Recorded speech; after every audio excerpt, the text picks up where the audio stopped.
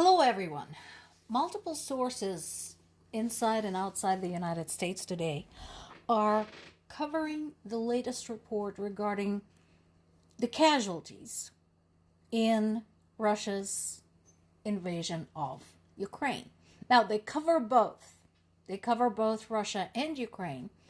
The reason they're focusing on Russia is because of the ongoing propaganda campaign by Russia saying that everything is wonderful, and by Russia's continued efforts to suppress the true numbers.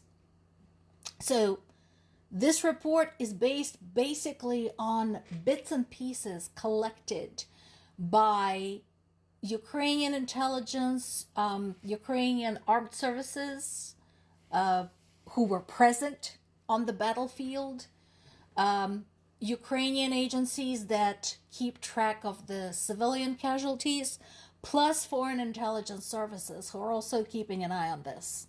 So this is like a mosaic they're trying to put together to create a cohesive picture of what this is costing Russia.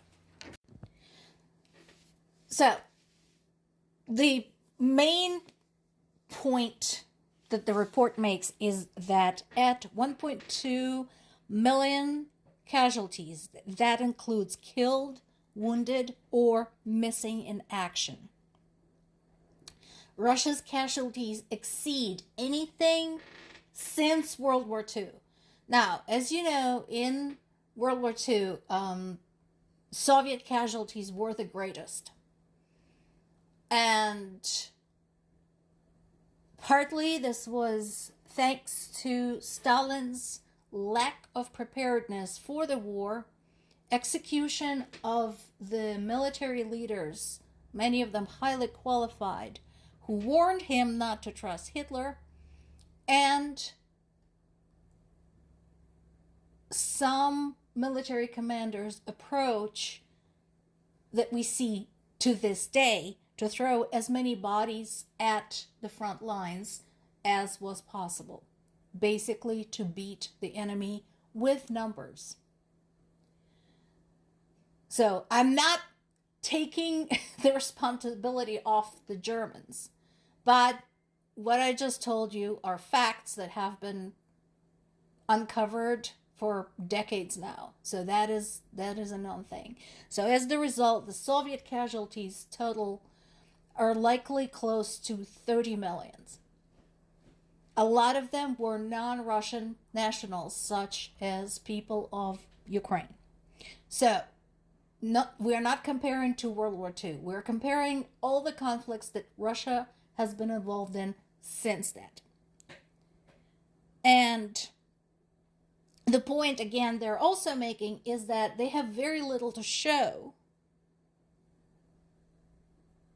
for all that loss. And remember, this is just people.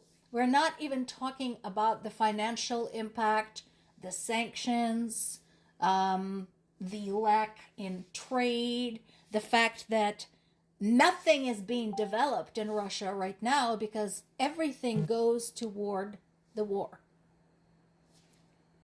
Now, Donald Trump continues saying that Russia has upper hand because it's bigger.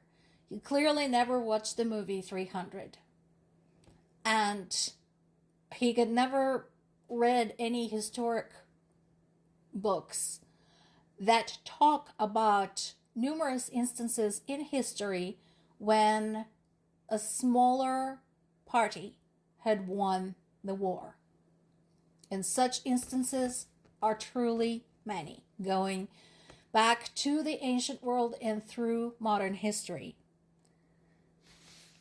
So the Center for Strategic Studies says, are you sure about that? Are you sure bigger is better? And for comparison, they're mentioning U.S. casualties in the recent conflict, something that we do have an accurate record for. Now, I have quoted these in the past. I've done a side-by-side comparison in the past. I've also done some comparison financially, how much some of the U.S. interventions have cost for those people who said, well, we're wasting money on Ukraine. So the United States lost about 57,000 troops in the Korean War and 47,000 during the Vietnam War. Russia's losses in Ukraine are 5 times higher than its total losses from all of the Russian and Soviet wars since World War II combined, including Afghanistan and 2 Chechen wars.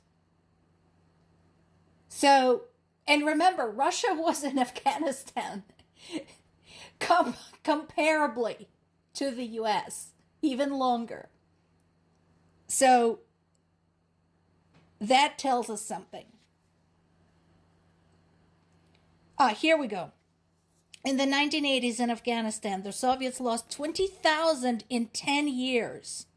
Now they lose 30,000 in 1 month.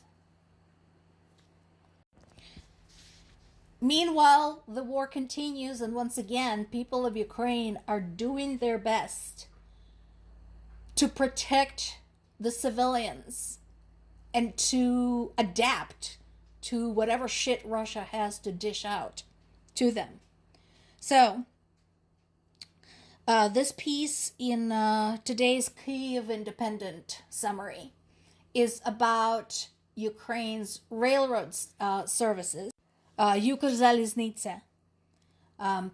So they are implementing a whole list of security measures effective today following a Russian attack on a passenger train in the Kharkiv region that killed 5 people and injured 2 others. So since passenger trains have been targeted indiscriminately, this particular one, for example, was carrying 291 people. They've restricted a number of connections in the regions and how many people are transported per train. Some long distance services are being instead replaced by short distance services. So there's more changeovers, but that way people are not on the same train for an extended period of time. There's special traffic rules on certain sections, specifically near the front lines, and trains potentially making unscheduled stops, some scheduling changes, etc., etc. But the train service is still running, if you can imagine. Also, there's been another act of sabotage deep inside Russia, where the underground movement Atesh had sabotaged a substation in Udmurt Republic, which disrupted a power supply to a large military-industrial facility.